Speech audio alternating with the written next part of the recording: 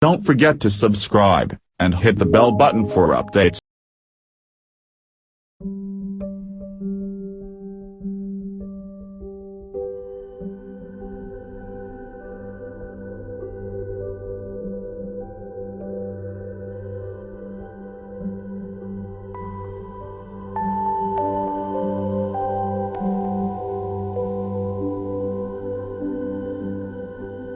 Italy was unlucky in being hit hardest first in Europe. Italy is doubling down on its lockdown strategy to stop the spread of the new coronavirus, halting all non-essential economic activities for 2 weeks. There are early signs that these draconian steps are paying off, but the human and economic costs will be steep. The government made mistakes, ones that the rest of the Western world should have learned from but didn't. Italy has surpassed China as the country with the most deaths from Covid-19, according to the official data. Nearly 5,500 Italians have lost their lives to the disease, compared with less than 3,300 Chinese, even though Italy's population is barely 4% that of China's. Almost 60,000 individuals have tested positive for the virus, more than double the number in Spain and Germany. Italy was the first European country to discover a serious domestic outbreak, which helps in part to explain why it is now so widespread now. Other countries, including France, the UK, and even the US, appear to be merely tracking Italy with just a few weeks of delay. Italy may have also been unlucky, because it faced the beginning of the epidemic before others. It was caught off guard. There are several plausible reasons for the severity of Italy's outbreak. The country has a very old population, with a median age of around 45 years.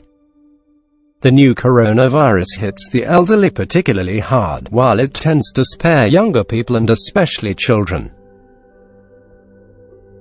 The median age of those who have died from the virus in Italy is just short of 80 years old, according to the country's Superior Health Council. Cultural factors may have also played a role. In Italy, different generations tend to spend more time together, often under the same roof, which may have helped facilitate contagion to the elderly. Japan also has an aging population, but people engage routinely in forms of social distancing, a possible reason for that country's successful containment of the epidemic. In Italy, the northern region of Lombardy has been the hardest hit. Nearly half of all registered cases and 2/3 of official deaths come from this area, which accounts for 1/6 of Italy's population. The region is the country's economic powerhouse and has strong commercial links with other countries, including China. This may help to explain why Italy's outbreak originated here, spreading uncontained for some time. A few smaller hospitals may have mishandled some of the first cases, contributing to hospital outbreaks. These are particularly damaging, since they spread quickly across the most vulnerable part of the population. The government and political leaders were initially very complacent about the problem. Prime Minister Giuseppe Conte said on TV at the end of January that the country was fully prepared to deal with the epidemic and that it was taking the most severe containment measures in Europe. As the first cases emerged in southern Lombardy, several politicians rushed to say that people should get on with their normal lives. Some tough actions followed quickly, however. The government first forced a full lockdown for 50,000 people in 11 towns in southern Lombardy and in one in the neighboring region of Veneto. Then came more restrictions, schools were shut down, and public gatherings were banned. On March 10, the country was placed under national lockdown. Bars, restaurants and shops were closed, and people were told not to leave their homes unless they have to go to work or for other essential reasons, such as buying food. The government has now gone a step further, shutting down all non-essential economic activities, such as many factories, until April 3. Italy deserves credit for being the first Western country to enforce such tough measures. These measures appear to be working. On Sunday, the daily growth rate of the number of people tested positive to the virus slowed to just above 10%, and the number of new deaths fell. This trend needs to be confirmed in the future, but these figures bring hope. However, the government has often acted erratically. At first, it failed to enforce a full lockdown in another area of Lombardy, the province of Bergamo, which now has the most cases in Italy. A decision to close several areas of northern Italy was leaked to the press before its approval, sparking a rush to escape to the south, which may have helped spread the virus.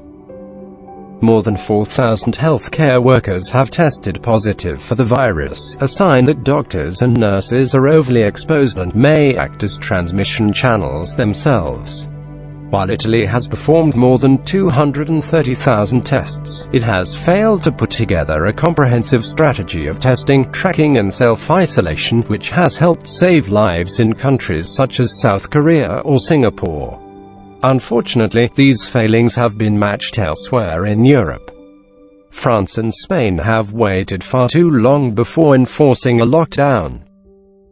The UK has made a dramatic U-turn on an initial plan to pursue a soft containment strategy, but is still struggling to take draconian measures to enforce social distancing. In Spain too, a sizable number of healthcare workers have been infected. However, they offer no guidance over how to handle the epidemic in the long run, since it is impossible to keep the economy shut for months. Many countries in Asia seem to have done a better job at combining these different priorities. For everyone, please stay at home, because by staying at home, you can save lives.